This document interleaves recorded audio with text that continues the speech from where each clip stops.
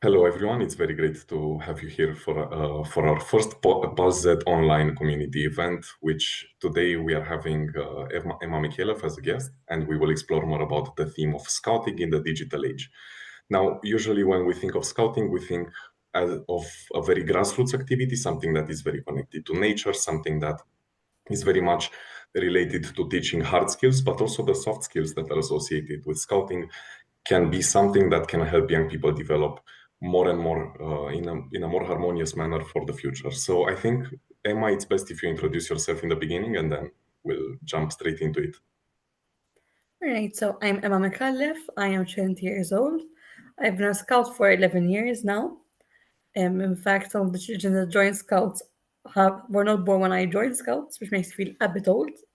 Um, I write articles for our local scout movement as well, and I am a leader in the club section. So I teach kids between 7 and 10 years old. And how did you get into scouting? What was the inspiring factor that led you to this pathway?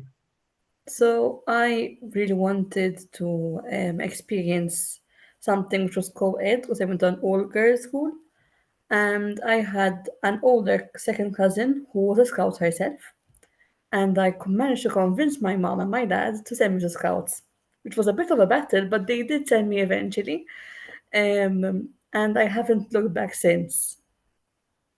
It does I take see. a while, the process, but it's where it's at the end. So how long ago was this, if I may ask? 11 years. 11 years ago. So would you say you've seen a lot of changes in scouting in these 11 years? Yes, I have.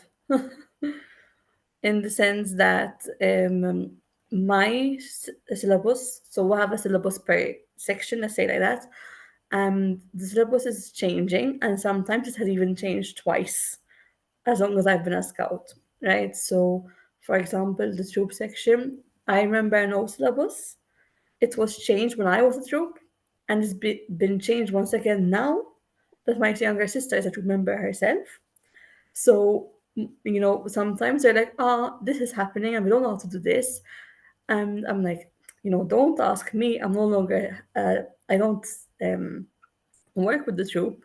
And I don't remember this because it was not my syllabus, right? And also, I think that the mindset of children has changed as well. I think with technology being more in their hands, more than it was when I was their age, I think that some things they're more sharp on, for example, like certain, I don't know, like emotional behaviors. I guess like they're more aware of their surroundings than maybe we were. But at the same time, they're also much more shy than we were because we're used to always being around each other. That's the main difference I've seen. But I'm guessing the essence of scouting still continues. So it is still being very much in touch with your values, with nature, with your community. Yes, at the end of the day, scouting does revolve around camps, rounds of nothing, mapping.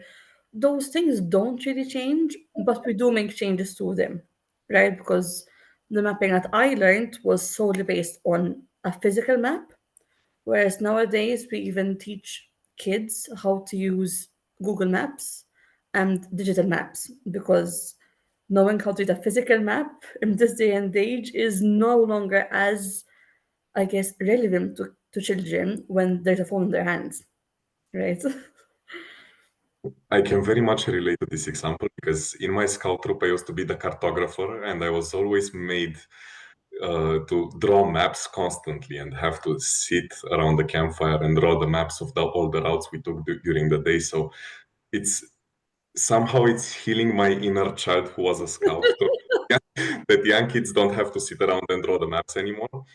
But also, it's very interesting to see how you accommodate these new technologies and how you adapt to this new world that digital technologies offer to all of us in the youth work environment, and not only that. So, would you have any other examples of how the digital is mingling with the physical in the scouting world? Can you repeat the last part, please? Would you have any other examples about how the digital and the physical are mingling together in the scouting world?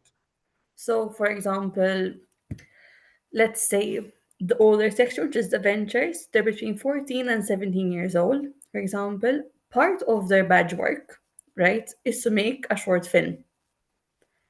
And like it can be a 10-minute film, it can be a 20-minute film. It depends on how creative they want to get, right? And their ventures. And they do get very creative with what they want to do. And I think that it also helps them like realize, so I have this physical skill, which is, let's say, I don't know, art. Like we have some kids who are artists and they make props, for example, and some might do English. Then they study English. They might write the script. So they tend to pair things together. For example, they do also rely more on phones. I feel like there's a very good safety net in a way, because when I was younger, we did not have phones ourselves. We always left to the adults. And if the adult is not exactly near you, because there will be some activities where we would be a bit not alone, because we don't really leave the kids alone, but sometimes not in their line of sight. At least you can call someone quickly rather than have to wait for them to come pick you up, right? So I think that's also a bit helpful as well.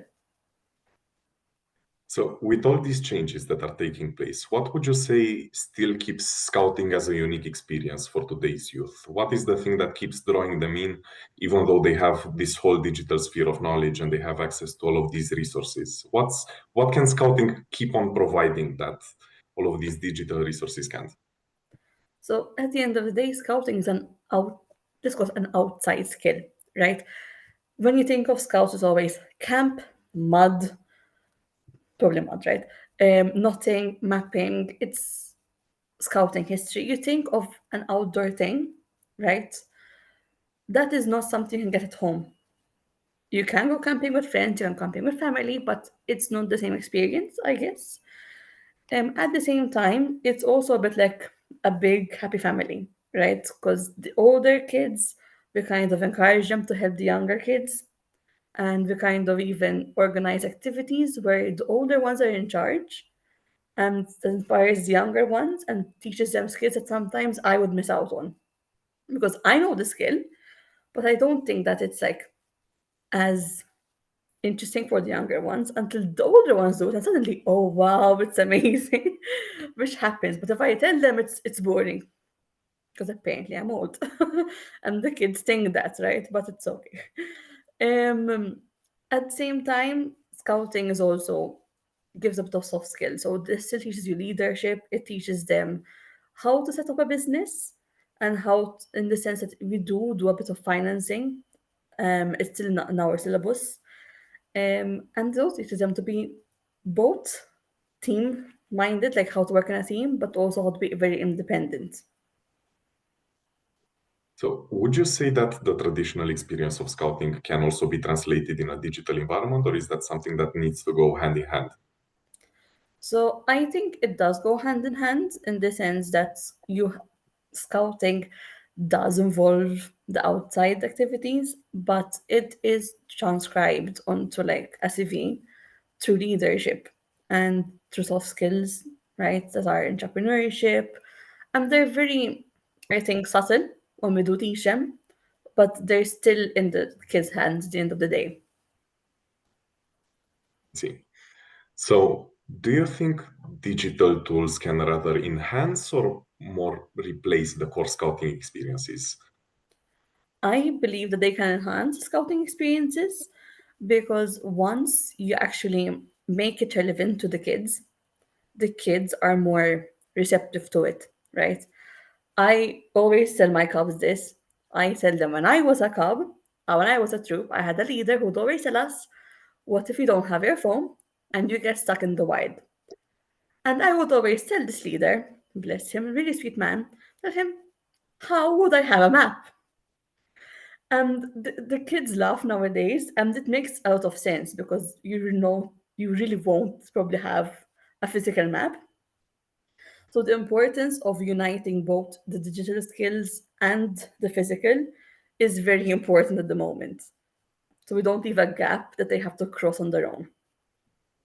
And also, what I would find very interesting to explore if is how do you adapt scouting to urban environments? Because obviously, access to nature is something that's becoming rarer and rarer.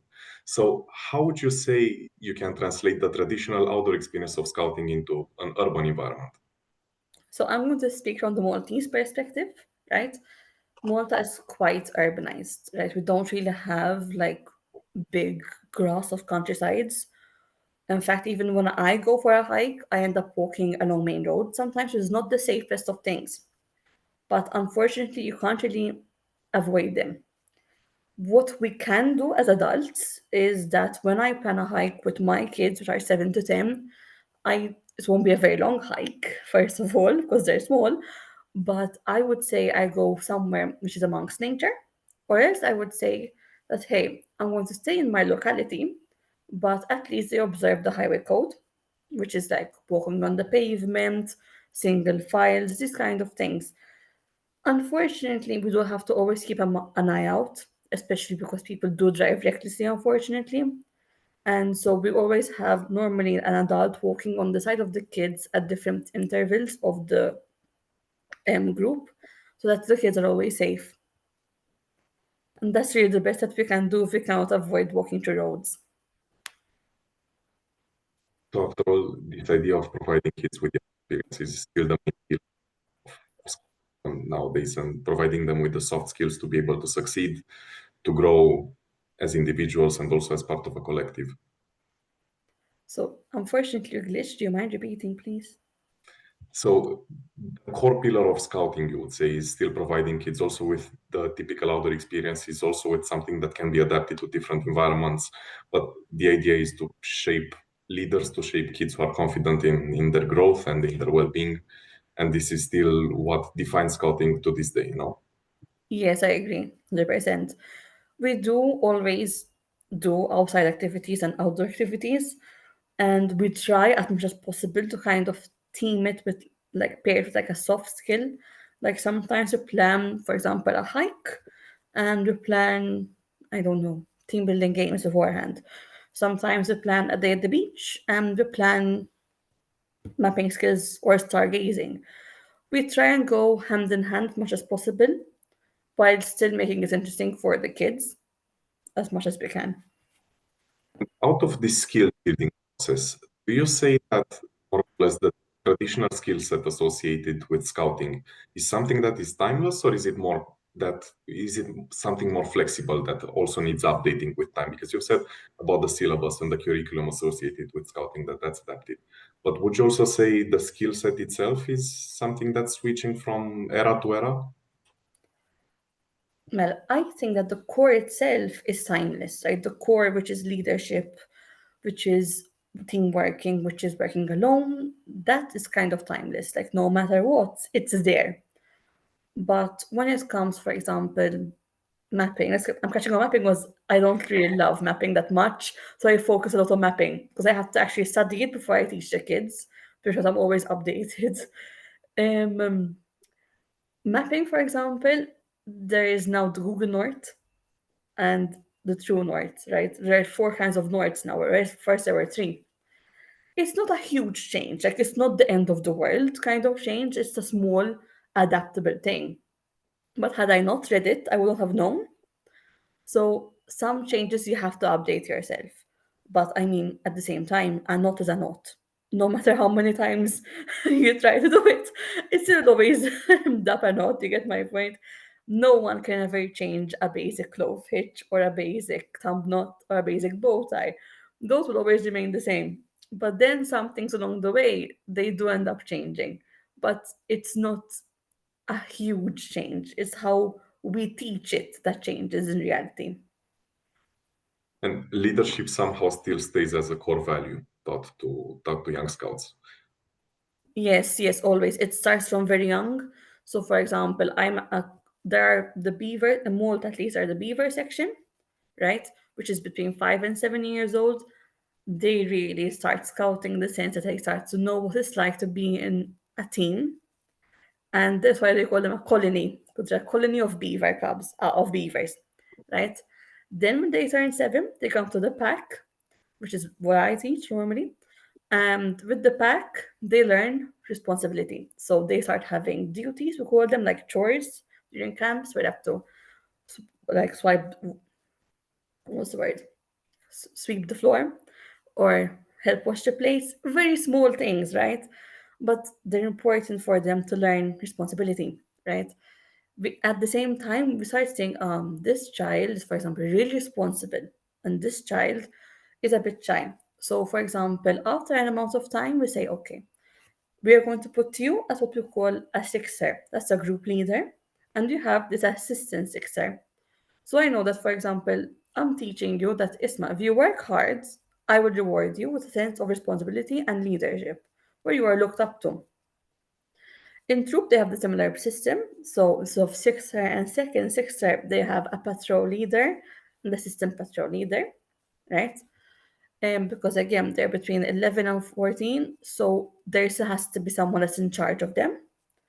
And then obviously there's always a leader supervising them, but in that patrol and in that six, there are two people that are kids themselves who understand their problems more than I can understand because I'm 20 and they're 10, right? There's a whole, it's not a very big gap. If you think it's only 10 years, but even their mentality as children has changed from when I was a kid. So I try to understand, but even the way I approach things is very different, which is amazing to see, mind you. And then with the older kids, especially, they actually self-elect a council. So they have like a small council with a chairperson, a treasurer, a quartermaster, which keeps in kind of track of the things in the HQ, and like they have an events planner as well, which is crazy because these are 14 to 17 year olds and they have a full system in place and they're quite organized. They set up meetings, they plan the meetings themselves, they set up activities by themselves sometimes, and then they get the leaders like, oh, we planned XYZ at XYZ location. You're free, right? And the leaders have to obviously go with them without normally being involved in the direct planning. They still make sure that it's safe, right? Because that's our job as adults. But it's amazing to see that you watch a kid, right? And you see them from a young 5 year old and they become a cub. And then you start giving them responsibility. They become a troop and they learn what it's like to actually lead a group. Then they become a venture and suddenly they're like, oh, so all I've learned is teamwork. And now I have to work for myself. And that's a big change for them. I remember that change. I was like, I was always in a team. How am I doing this alone this time? No. But that change actually really helps you when you start college and university. It saves me honestly, because that sense of like, okay, I can work alone. I don't need to be handheld. It changes how you think as well. So I think that bit of responsibility starts small, but and it's not really something that you think of like, wow, like it's a big deal, but it does really help them when they actually become adults. And I think it's very remarkable how even young kids can be trusted with authority by their peers and also by people older in age. Because after all, this initial trust, this initial feeling that you can do something by yourself, I think this is the most motivating factor in any sort of youth work activity. The fact that you are trusted with doing something right, which is something that I'm guessing both of us know at an early age is very much a privilege. Yes. So And a big honor. Like I like to tell my clubs that I'm really proud of you. I'm really proud of how you're adapting. I'm really proud of how you overcome this challenge. Because sometimes, even me as an adult, I'm like, how do I make them do this? Like, I don't know how to tell children sometimes how to do the things that make sense to them. Because sometimes it's like, for me, it's obvious. Like, you sweep the floor, you sweep the floor. For me and you, it's an obvious thing. For them, it's something they're learning for the first time. So I'm like, you grab the broom, the broom goes swish. The kids themselves, they actually understand what it's like more to help. So, and you see their faces when they become the responsible one per se. They are so happy with themselves and they're so proud, which makes me really happy at the end of the day, because the sense of gratitude that comes from them is unbelievable. Because they did the work themselves, they got there because they earned it, but they are thankful for all the trust that their friends have in them, and it's amazing to see. it is very much the pride of their own work as well, I'd say. The fact that they can see their own achievements with their own eyes, the fact that they can get, let's say, maybe real-time feedback from their peers at the same time. So all of these things that maybe we might consider smaller right now, for them they are very big achievements, I'd say, and they are great feelings of gratification knowing that they are doing the right thing. But what I think would be very interesting to explore is how would you say that the education that you get done through this non-formal environment, which is scouting, differs from what kids and young people get through the more formal pathways, so obviously high school and grade school and so on. So I think that the main difference is that, first of all, we're quite, let's say, I know all the kids in my section. So I know them by name, I know them by their character. And I try as much as possible to give them like what they need to work on. So if I know that, for example, you're really good at mapping, I won't give you mapping. I'll give you nothing because you're not good at that. It's cruel. I know it's cruel. As the children think that's a bit cruel. But I do so that when they are older, they know how to do the bad thing. Like it's called the bad thing, the hard thing that is for them. Unfortunately, at school, they sit down all the time. If they want to go to the bathroom, they have to ask. And I hate that. As a club leader, I really hate that. They have to ask to drink water, which is a basic thing. And then they come to us and they're like, "Can I go to the bathroom? Can I drink?" And I tell them, "Would do you think I would let you not drink? I'll be like, I will never do that to you." But to them, it's such a huge thing because they ask permission for what I feel like are basic things that they should not be asking to drink water because drinking water does not distract a teacher from teaching, which but it is something which I see all the time, especially with the younger kids. They ask us a lot because they are concerned that if they drink water, they distract us. So that sense of like I must obey whatever they tell me is huge. And I get it, you have to listen to us. Like when it comes to safety, yes, please listen. Please. But you can tell me, Isma, I disagree with you. I don't mind that. You can tell me, for example, you're right, but I prefer doing it this way. That's okay as well. Right? I really like it when the kids tell me it's mom. I'm not so sure about that because that means that they are comfortable enough to come to me and tell me it's mom. I don't 100% agree. And that means that they, one, have realized that they feel comfortable talking to an adult. And two, they feel comfortable enough to realize that something is not what they would normally do and address it, which is a big step for kids, especially at a young age. Somehow first step towards autonomy, we could say. Yes, yes, definitely. Adulthood is something that's one of the first steps you need to make in this process. And obviously, as you grow in age, the challenges become more and more complex. You have to be able to take charge of yourself in the first place. And then out of that, decide your own paths. And I think a lot of people would be really curious to know. So obviously, you develop all of these skill set, which is very specific to scouting. But what would you say are the most transferable ones to the workplace? Because once you transition to the adult life, it seems that after a certain point, your whole life revolves around work. But obviously, Fair enough. No, I understand. It takes up a very big part of our lives. Okay, like it's real. The amount of time we spend at work is huge. So I understand your point. I think the most transferable skills are the soft skills. So that like responsibility, leadership, team building, working alone. These things are the ones that you end up using the most. Because no matter if you're in my case, you're the midwife. No matter if you are a nursing student, because this is what we have in our school group right now. No matter if you are studying commerce, if you're studying, my friend is studying DNA and biochemistry, whatever you study, no matter what it is, if you're in the army, my friend in the army, though, obviously the mapping, nothing, that's all his job, right? So for him, those are more applicable than they are for me. But I think that what really helps, especially when you have, like me, a people to people job, is that I'm used to speaking.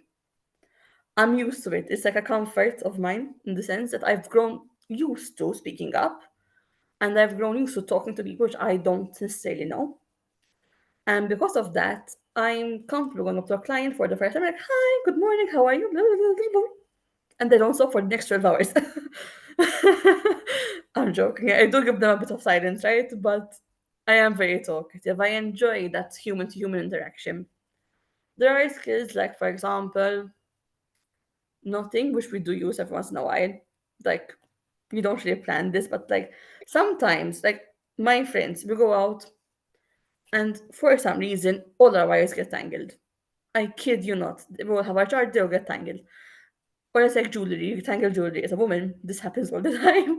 If you tangle jewelry, it doesn't come off easily. And I, through scouting, I kind of know which way to tug off, which is very funny, right? But yes, I think that the soft skills are obviously more applicable, like all round.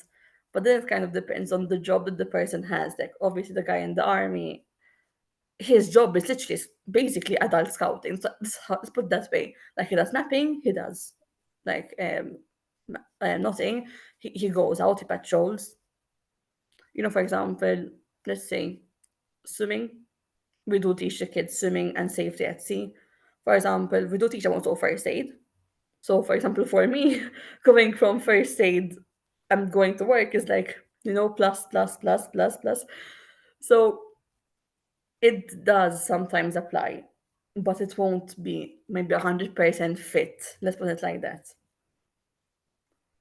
But in a sense, it's also about not taking everything word for word or skill for skill, but more about developing yourself as a whole, I'd say, and about giving yourself this opportunity to explore what the real world is like, to explore what suits you best, to explore what your needs are after you grow up and after you start creating your own path in life. And I think a lot of people also, if you have a well developed sense of autonomy, you also realize at one point that maybe your path diverges from other people's path, and that's also very okay. That's also very okay to take a step to the side and see where your own path is going to take you. And coming a bit on this, would you say it's common to see former scouts or scouts in general go towards their own path more and prefer something like entrepreneurship compared to a traditional career path? Yes, actually. I feel like a lot of scouts are more, let's say, likely and more open to trying something which is not in their comfort zone. And we are more likely to say, oh, let's open a business. It's very funny, right? When you think of it, it's not directly applicable. Scouting does not teach you how to open a business A to Z, right? But I remember when I did a company program and I was in sixth form, the skills of scouting and dealing with the problems of like people having arguments at scouts as a patrol leader, I then went there and I was like, okay, I was basically an HR because I knew X, Y, Z of everyone. So I knew how to handle this personality, that one. That sense of responsibility was directly transferable. And since we're quite used to, unfortunately, things not going according to plan, because when you go camping, you plan a perfect camp. Suddenly, wind, rain, a camp breaks. These things, they happen, and you don't plan for them, no matter how much you try. Sometimes they do happen. So that idea that you can adapt, adaptability, it's huge when you have an entrepreneurship and a business. It's huge. Like if you don't adapt, you sink. It's a sink or flow situation. And we teach the kids a lot this. Like you have to adapt to anything. So we give them competitions, we give them challenges. And that is why the when they become adults, they're like, okay, what now? They're quite unfazed most of the time actually. So I think we're training the next generation of like either entrepreneurs or like bosses in the sense like they know what they want in life, and that's good. That gives me a sense of like peace as well. Is confidence in yourself, knowing that even if you don't do the right thing, you can always adapt and make sure that the next time you do something, you do it the way you wanted to do it. So it's I feel like there's a lot of very valuable skills here that really transfer into this sphere. And also, if we were talking about this, do you also have some examples of scouts who have set up successful businesses? Do you have any sort of inspiration for So that I know of, there are some scouts who, for example, do photography on the side. There are some scouts like me that I do a bit of journaling on the side. There are quite a bit of scouts, right? For example, a very famous one. I will not mention the brand that they made because it's a big brand. Not Maltese though. A scout made a brand which is now known worldwide Okay. because I don't think I can say the brand right, but the it's huge. Like every like you would see this brand when you go shop anywhere, right? So this is a brand made by a scout, and you don't know that they're scouts. No one knows that they're scouts, right? But that's okay because it's not the most important thing about that person. But that means that they probably adapted. They use their scouting skills. These kind of things. The adaptability, I mean, can be taught anywhere else. You're right, but the physical adaptability, it's like a snapping. It's how I can describe. Like you snap into work. So I think it's very useful.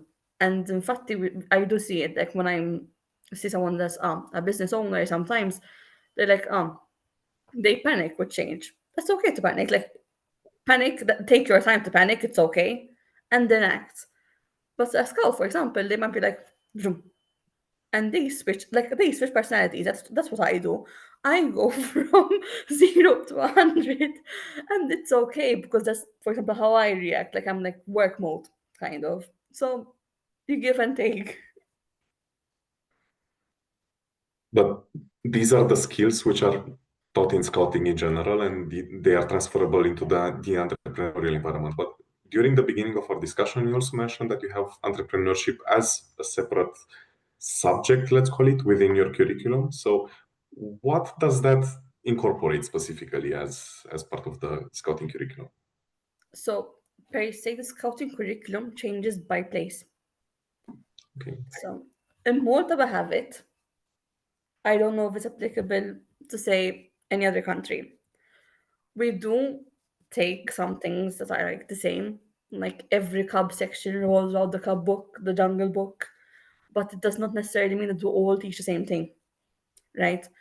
We do have some badges, for example, that are the troop section in Malta have an entrepreneurship badge where they have to like, set up a little small business and do a little sale or something, and it's obviously small considered like again 11 to 14-year-olds, but they do it, and then for example they might take the profits and give it to a donation to a sanctuary, right, or a home, this kind of things, right. The ventures and the adults, the rover section, because there's a section of 18 to 24, I believe, or 25, that you can be in tandem to being a leader like I am, right. We do have some more like challenging things, like for example, technically I can set up an entrepreneurship that could either a promote scouting or promote something. I can set up a service. I can, for example, a friend of mine is setting up not necessarily a business per se, but he is restoring a habitat in the locality that he is from. It used to be completely run down, and through a lot of time and effort from his end, he has managed to start revegetation already, which is huge, right? Um, and he posts about it. He has a website. He does articles. He goes on the news, and it's big, right? Because this used to literally be completely full of rubbish a couple of years ago, and now it's at least starting to rehabilitate. So there is also quite a tendency towards social entrepreneurship rather than just And creating your own business for the sake of profit. So it's as a scout, you always keep this idea of giving back to the community in the back of your mind, correct? yes, we do a lot of it because in our our general promise, we say that we do our best to our duty to God, our country, and to think of others before themselves. So when I go to Scouts every Wednesday, I always say these things, and we say to do God, our country, and um, think of others before themselves. And those are our general three duties. It's both a responsibility and also a benefit. Because if I look after my country, I keep it clean, I have trees, I can breathe. I give the simplest answer, but it's true. If I don't look after wildlife, it can't look after me. If I don't look after the wildlife that I have right now, my kids or my grandchildren, if I have grandchildren, but they will not benefit and they suffer the repercussions, right? If, for example, I don't help others, when I struggle, they won't help me. Because why would I help someone that doesn't want to help me? Humans, we want to say that we always help everyone, but sometimes when we don't feel like we're being helped by that person, we won't necessarily help them back. So I like to always push the importance of a community and the importance of ISMA. Let's help. Even if they don't want to help you back, you should at least try. And it's very difficult, even as an adult, that someone doesn't want to help you back, but you do it for them because that is what you promise. And you have to do it after all out of your own personal values, out of your own personal convictions, out of your own desire to do good to another human being and not out of some sort of transactional expectation. I Hmm. think this is really interesting because value-driven entrepreneurship is not something that we encounter that much necessarily. I mean, it's value-driven, but it's not value-driven. Hmm. So then Right. I think this contrast that we are seeing nowadays between, on one hand, this rise of social entrepreneurship as a business model, this idea of giving back to your community, this idea of doing something more than something that's going to bring profit to your business and to yourself. It's something that we really see as almost a trend, we could call it. It's on the rise. It's being explored more and more. There are specific financing pathways for social entrepreneurs, and it's very good to see how we are somehow taking back the idea of what it means to create a business and going somehow back to its roots. It's fulfilling a need. It's not creating profit. It's giving back to the people around you and offering them with something that they might have not necessarily had before you came on the market. And I think it's very interesting how, if we combine, on one hand, the sphere of scouting, which is very value driven, and the sphere of entrepreneurship, we get this mix that I don't think a lot of people think of when they think of neither scouting or entrepreneurship. Fair And yet it's enough. some sort of winning combination in a sense. I believe that everything's within combination if you try hard enough, right? But I'm one of those This people. is the entrepreneurial mindset speaking. So It's a scouting mindset where you have to make it what Yusuf is saying. Jekk mhux mill-bib minn ġottija. If not from the door, then from the window. Right? Like you will pass at some point. And I my Anna used to tell me that whenever like I found studying difficult, whenever I had challenges in life, I mean, you will make it from the door, from the window. So that mindset for my grandmother and also coming to scouts, and that was repeated to us a lot as kids, right? That really guided me and my peers because when I look at us, we're all this stubborn because we all have to do it our way. But I think that when you look at it, it's also very rewarding because I think from a group of, let's say, 10 of us, we are all able to be independent, but also work in a team. We all know how to act and when to act, right? We know when to let the kids take charge because they must learn as well, and when to hold them back. And that's very important. For me, at least, it's very important. Because then you realize that our time hasn't ended, but we know how to do it. So it's our responsibility to teach them. So we have to now transfer these skills somehow, but not through Bluetooth somehow, and get it to these kids. And in an age where they're always on their phones, it can be challenging because sometimes you want to plan something for them and they're like, but I want to play on my PlayStation, I want to play on the phone. And I'm like, no, no, you're not. Like, come, let's come to Scouts and let's do something. And we do incorporate, like, I like to incorporate digital games and stuff. Like yesterday evening, I had my session with the Cubs, and they made an online game, and they had made it on all the scouting skills they did so far, because I was difficult as well. And I gave them 31 questions, three different knots to do, and mapping. Poor Cubs, right? But they learned, and by the end, they only got like 7 questions wrong total, like combined from two groups, they got Oh, 7 questions wrong. So, but you have to make it interesting. You have to combine the fun and the scouts. would you say to some extent that it's difficult to make sure that scouting keeps its relevance for young people, not only in the Maltese context, but more broadly speaking? Can the scout movement still stay relevant looking at the things that are happening around us and seeing the way that education is shifting from the physical environment to the digital one? I think yes, because I always tell the kids, it doesn't matter to me if you like scouting or not. That is your choice, not mine to make.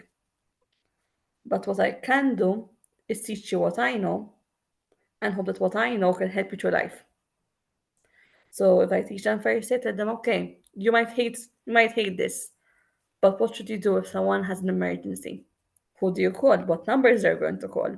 What do you say? And it's it seems stupid, but you have to take chance for these skills. And no matter how old you are, it's important to know what to say, right? Because especially in case of an emergency, like first aid, because I took that example, it's very important to know what you should say when you call an ambulance, because that can count seconds or minutes, right? Saying the location is like you have to say your name, location, and what happened. 1, 2, 3, and listen a minute. Because if the line cuts because of lack of service, at least they know where you are, right? So I had to teach them that skill as important. For example, the outdoors, look, they do complain. They don't like walking. And that's okay. I don't like walking for 20 kilometers a day either. That's realistic, right? But when we go, they still enjoy it because we get a speaker, we get a playlist, and they basically dance half the way and complain the other half. And at least they're dancing half the way, right? I joke about it, but they're having fun for half of it. They're suffering up the hill the other half. A bit of balance of life, right? They they do enjoy it because they go to school or this place. I have a younger sister, so I hear the kids' perspective all the time, which can be a bit tiring because she's 14 and obviously they complain a lot. But I love her very much. And all her friends tell me as well. So it's like I hear from one child and the next and the next. And it's tiring for me, but I really love hearing them. And I let them to be fair. It's my fault, but and they tell me, for example, I really did not like walking up that hill. I'm like, okay. Then they're like, oh, but you know what? This person did this, they did this, and we had that, and then we did it. And they go on a rant for half an hour in my car as I'm driving. And I get to destination, and the kids are still talking. Okay, and you think, okay, what do you mean by that? But that means that they had so much fun and they enjoyed it so much that they have been ranting nonstop for 30 minutes, right? Or, for example, mapping is not a skill that many people like to do. Unless you like maths, you're going to hate it. And that's okay. So you have to make it fun. We have to make it fun as adults because they're kids, realistically. So you make it interesting. You give them mapping and you give them sightseeing. I do it a lot. Like, I believe that mapping is more than just the map. And by recognizing the signs on the map or your landmarks, that's to me almost more important, right? Because if I know that, let's say I'm in London, it's like a typical, everyone knows where London is, right? And I see the London Eye, and that's to my left. And I see the Big Ben over there. Then I know that where I am on the map, because if they're on the map there, I can therefore conclude where I am. So I like to teach that skill a lot to the kids because they will get lost. I get lost. So they will get lost as well.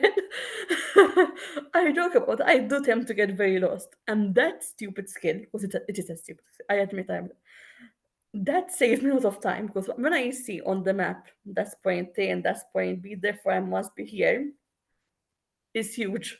Because sometimes I have older kids, because I do help the ventures a bit, and they don't know where they are on the map because they did not follow with their finger where they're walking. And I'm like, okay, where is that landmark? There. And where's that one?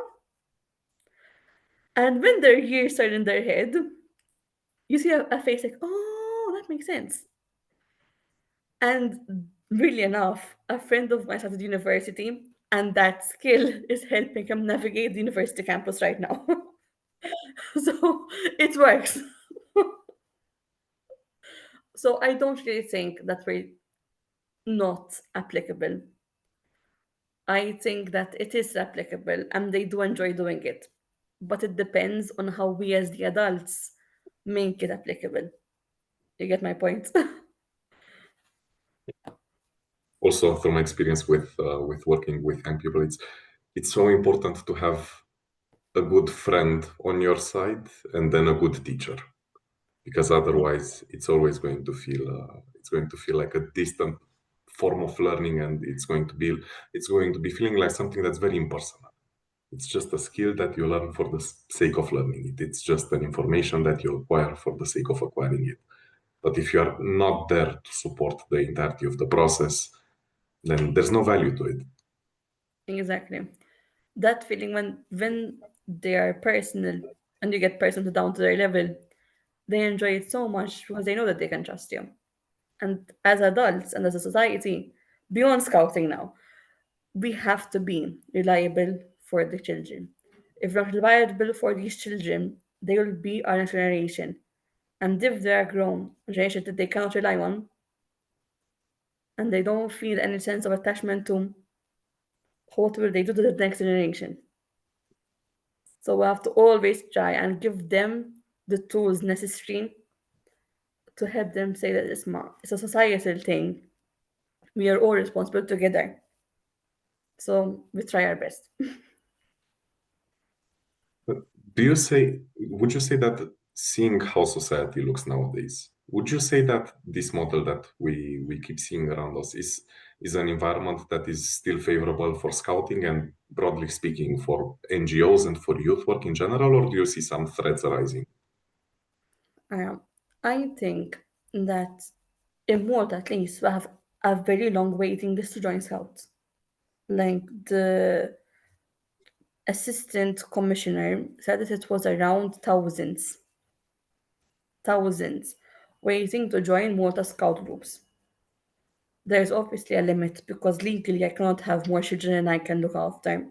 Because if something were to happen, you know, I have to look after them well. So that's always a limiting factor.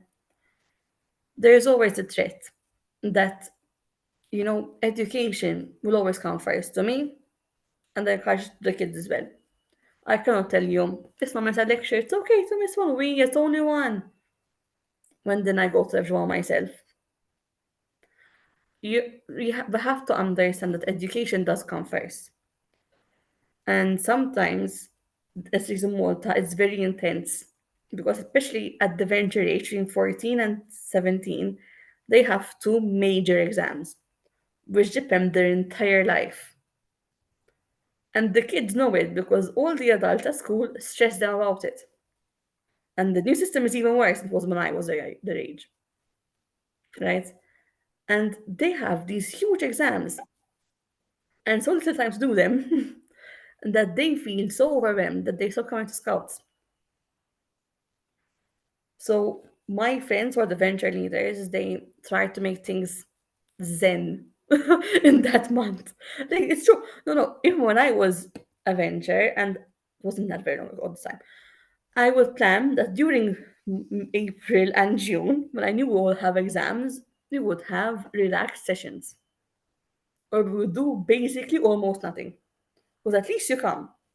And that's what that matters. We can't stress them with huge topics when they're stressed already.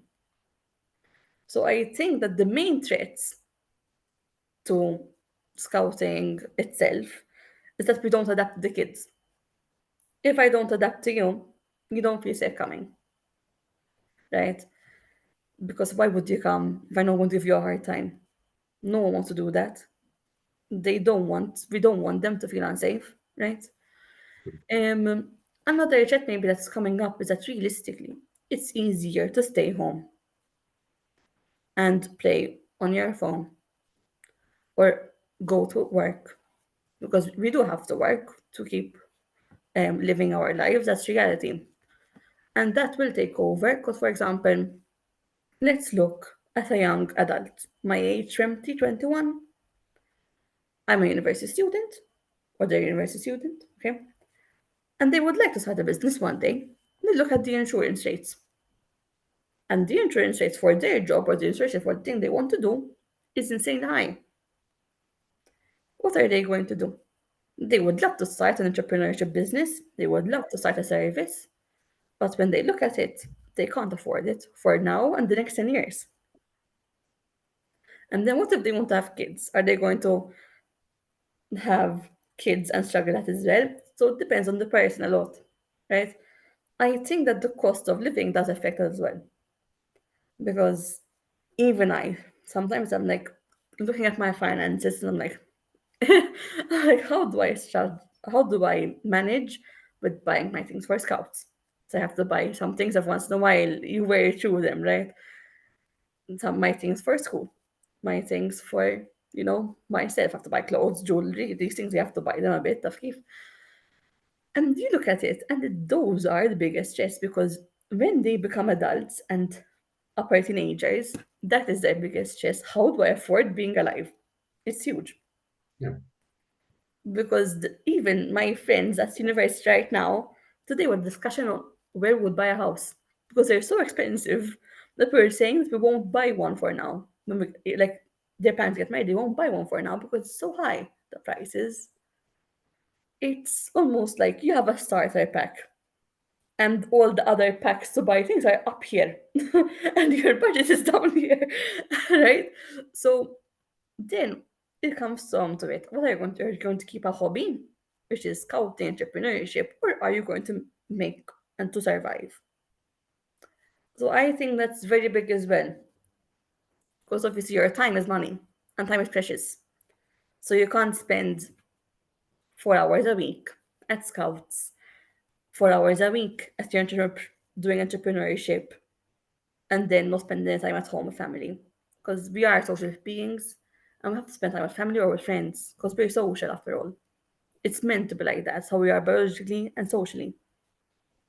So we can't punish ourselves to have all at once.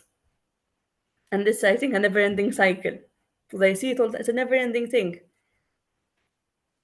And I don't know exactly how we can change it. What I think is quite interesting in what you said is the fact that even though we keep seeing this culture constantly get reinforced around the idea of constant productivity, of constant outputs, of constantly having to keep your head above the water and so on, you still have an activity which provides young people with, first of all, a connection to nature and an appreciation for it, not only a connection. So it's not a commodified experience. It's not going in nature for the sake of seeing what nature is supposed to be like. It's actually interacting with the environment around you, learning how to protect it, and so on. And also, what I feel like is very interesting is how scouting offers you this haven for recreation and for growth, but without having to grow for the sake of ensuring your material well being. It's Yes. something that's a bit more from the inside. It's about growing as a human, not growing as a worker, not growing as someone who produces, as someone who has outputs.